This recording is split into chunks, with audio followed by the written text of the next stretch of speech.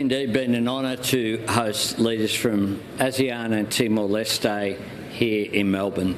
I note that the Prime Minister of New Zealand also participated in the forum. This was to commemorate 50 years of partnership so that we can shape the future that Australia wants to see. Working with our neighbours and friends is delivering for Australians. It delivers jobs, opportunities and security. We live in the region of the world with the fastest growth in human history. That presents an opportunity from that proximity going forward. We have today adopted the ASEAN-Australia Joint Leaders Vision Statement and the Melbourne Declaration, reaffirming our commitment to securing peace, stability, prosperity and a sustainable future for the region. We've announced more ways in which my government is deepening ties with Southeast Asia.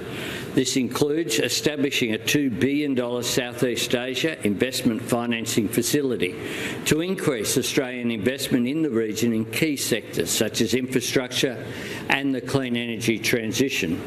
An energy cooperation package to support the ASEAN Centre for Energy and establish an ASEAN Centre for Climate Change. Appointing 10 business champions to facilitate greater commercial links between Australia and the economies of ASEAN, and I thank each of those 10 business leaders who've agreed to be volunteers in this process to contribute to our national interest. Improving visa access for Southeast Asia, the establishment of an ASEAN-Australia Centre in Canberra, more than 75 Oz for ASEAN scholarships with world-class Australian universities. Our relationship with ASEAN is strong, but we can and we are doing more. Australia has so much to offer the region. ASEAN nations combined are the fourth largest economy in the world by 2040. Our two-way trade with ASEAN is now greater than our two-way trade with either Japan or the United States. Deepening our ties is about more jobs here. It's about more opportunities for Australians. It's about a more secure region as well, which is why we are invested in our relationships. When I've spoken about our international engagement, I consistently speak about those two themes: investing in our capability, but investing in our relationships. Both of them are important, and the opportunity that we've had with our neighbours over the last few days has been important in promoting Australia's national interests, and I thank all those who've participated, whether it be our visitors from ASEAN nations or whether it be the Australian business leaders, those CEOs who participated in the forum over Monday and Tuesday. Happy to take some questions. Hang on a tick. Phil, we'll go around. Then you. Yeah. In your bilaterals over the Thai Prime Minister, did he raise the vehicle emissions standards? No. The Thai PM on the government website has expressed concerns about the pace of Labor's proposed standard. Are you willing to take on board that request from Thailand? It is Australia's second biggest source of cars to make the emissions cap more gradual than is currently proposed. There was no request. I had a bilateral meeting. I had a bilateral meeting. What we have is a consultation paper out there. We've had a big scare campaign in the lead up to the Dunkley by-election, talking about all cars you would think would be taken off the road by now. It's now Wednesday. I had to think. It's now Wednesday. I can see there are still big vehicles out there on the road, including some that we've used in some of the traffic around Melbourne. Prime Minister, is it your expectation now in the wake of this summit that we'll see a range of major Australian companies make investment commitments into the region? It certainly is. And I think that Nicholas Moore's work is quite extraordinary. One of the things about our country that makes it great is people who've made a contribution and been successful who want to put something back. My thoughts go to Sir Rod Eddington when I asked him to chair Infrastructure Australia when it was first established. He refused any remuneration for that. he made an outstanding contribution. Nicholas Moore has been very successful in Macquarie, a recognised brand in Southeast Asia. The report wasn't something that he just sat at home and did. He went to each one of the ASEAN countries, and the most significant thing about the report is that it isn't just homogenous in pointing a way forward. It identifies the comparative advantages that particular investments will have with particular nations. So in some, it's clean energy. In some, it's manufacturing. In some, it's value adding in resources. In some, it's educational transfer as well. So I would expect that when I look through the list of major businesses who were here at the CEO level over a couple of days. You had CEOs of banks and financial institutions, you had resources companies, you had manufacturing, you had energy companies, all wanting to participate, and I believe very firmly that this will lead to further Australian investment in our region, but it will also lead to further investment here as well. One of the things we shouldn't underestimate is the investment of some of the ASEAN nations and serious companies here. For example, Melbourne Port is owned out of the Philippines, a major port here that has invested more than $1 billion. Here. I'll go around. Yeah, as this summit's been happening, there's been a collision between a boat from the Philippines and China happening. There was a bit of, did you reach a consensus on the approach to South China Sea with the ASEAN leaders? Well, we in ASEAN, one of the themes that was very much there is sovereignty.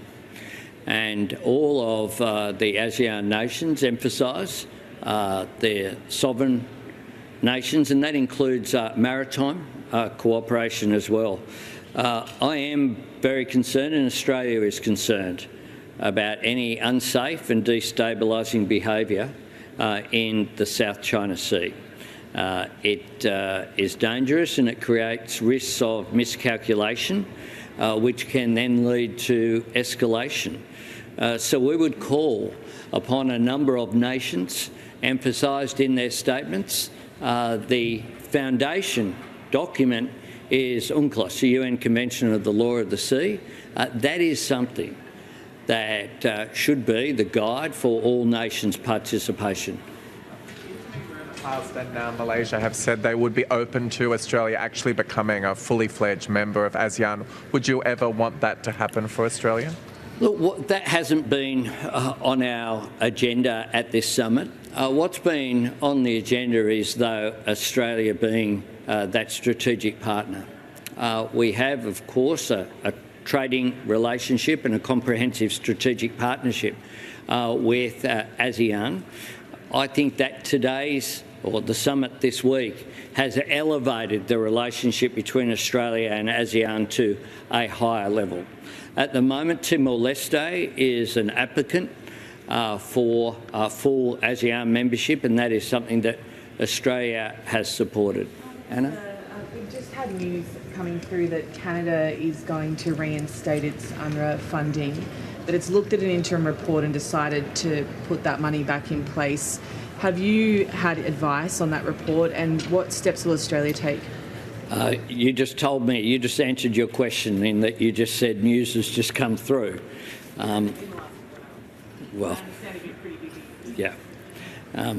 Look, we will make an assessment at an appropriate time, but we have, important when it comes to UNRWA, we doubled the funding and we provided more than $20 million going forward has been provided for UNRWA. We have expressed our deep concern about the humanitarian crisis that we see ongoing in Gaza. We remain concerned about that. We want, as we have said on numerous occasions, we want humanitarian assistance to be able to be delivered to the people of Gaza. This is a dire and catastrophic circumstance that we see, and we want people to have access to appropriate support and just the essentials of life. Just here. Do you feel that Mr Keating's contribution yesterday detracted from the work that you were doing here, and what do you say to his criticism of Penny Wong and Mike Burgess and Andrew Shearer? No, in a word, and Penny Wong will be regarded as one of Australia's finest foreign ministers since Federation. Penny Wong is someone who brings Australia enormous respect. Enormous respect. She's someone who's diligent, she's someone who's engaging, she's someone who's across all of her briefs, and she's someone who represents Australia in a way in which every Australian can be proud. Penny Wong, as of today, I think, someone was telling me that Amanda Vanstone has declared that Penny Wong is now our longest serving female cabinet minister. I've had the privilege of serving with Penny Wong as a minister throughout the Rudd and Gillard governments. I have the privilege now of having Penny Wong not only as foreign minister but as our Senate leader, and she is someone who I think brings a great deal of credit to Australia, and she will be a fantastic foreign minister. I'm told it's more than 2,500 days. I'm not sure of the exact number, but I look forward to Penny Wong serving for 3,000, 3,500, 4,000 days on, because we will not get a better foreign minister. Trudy? In that context, would you urge Paul Keating to stop the personalised language he uses against Penny Wong? I think that anyone who knows Paul, and I know Paul and respect him, Paul, I think, doesn't need advice off myself. It's up to him, but people are accountable for what they say. Paul's accountable for what he says. He knows that. On Penny Wong, I think quite clearly he's wrong. Charles. Prime Minister, back to the region. You've mentioned a couple of times how it's the fastest growing region. Other nations must recognise that as well. Who are our biggest rivals here, and where do we stand in that race at the moment? Well, I think our biggest rival is ourselves. If we're not optimistic, if we don't seize the opportunities which are there, if we shrink in on ourselves not just through our economic actions, but frankly some of our rhetoric in recent times of some people who are involved in politics, are ones that do not give confidence for our Southeast Asian neighbours to engage with us. Now, that's very different from to praise Mr Keating where appropriate. Mr Keating saw, when Prime Minister, that our future was with Asia, not from Asia. It's an important distinction. And I think that we have incredible opportunities in clean energy, in so many areas, to expand. And one way that you do that is just by building relationships. You know, we should not underestimate some of the commentary sometimes about international engagement. We live in a globalised world. 1 in 4 of our jobs depends upon trade. It's important we be engaged. Katina? Yep. Just going back to your earlier comments, should Thailand make a submission to the consultation paper? And do you think that the Thai government has been hoodwinked by a scare campaign? No. No, look, I met with the Thai Prime Minister. All I can do is report that it wasn't raised. So I know that some in the media might think it's a big issue. He obviously didn't think it was a big enough issue for him to raise. Australia will look after Australia's national interest. And I remind everyone that there are only 2 countries, 2 industrialised countries that don't have emission standards. One of them's Australia, the other is Vladimir Putin's Russia. I don't want to be on the same page as Russia on this or any other issue. Yep, Jade, and then... Prime Minister, why was Melbourne a great backdrop for this summit? And just what is your reaction to the allegations about Sam Kerr? Melbourne's a great city. Melbourne's a global city. It's a multicultural city as well. So one of the things that has occurred here with the ASEAN leaders is that they've had meetings with their diaspora. That's a good thing. One of the things I've been determined to do is to not be the Prime Minister just from the city where I'm from. Sydney. So I hosted Prime Minister Kishida in Perth. We had this ASEAN Summit here in Melbourne.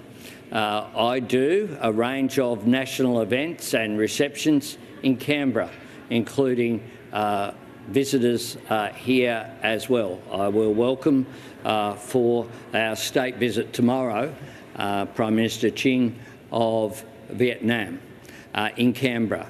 I think that's important. I think that Melbourne has been a great venue. I thank the Victorian Government for their assistance in hosting the event. This is a great facility here at the Convention Centre. The Victorian Government House that was made available for the Leaders' Retreat was a terrific venue as well.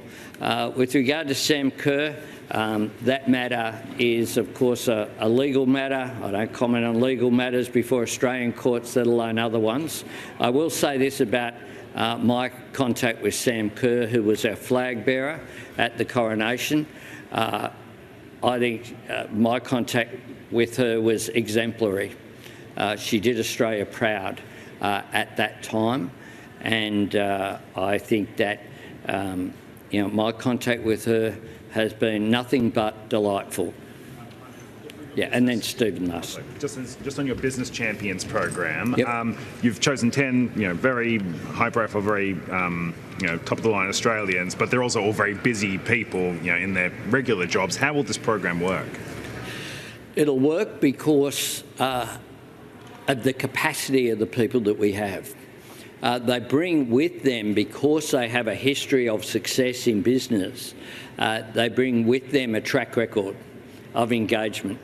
It is different from, they will work, of course, with our embassies and our high commissions in the different locations. They'll work with the landing pads that we've established. They'll work with our deal-making teams that are also part of the recommendation of Nicholas Moore. So I think they will be very successful. It's one of the recommendations of Mr. Moore. All of them to preempt things that they're not being paid at all. It's them giving back to the community, and I think that's a great thing. Stephen, last one. Thanks, Prime Minister. The original zero draft of the Melbourne Declaration that Australia put forward had a specific reference to the 2016 arbitral ruling, which basically dismissed much of Beijing's claims to the South China Sea. Were you successful in convincing ASEAN leaders to keep that specific reference in the final declaration, and what was their response to that? Look, you will see these declarations are worked out by a whole team, foreign ministers and others. Can I say this, that we're able to reach a consensus across a full range of issues. So people have to compromise, because in order to get a statement from Australia and ASEAN, it isn't the same endpoint that any one country would have if they went away and wrote a statement.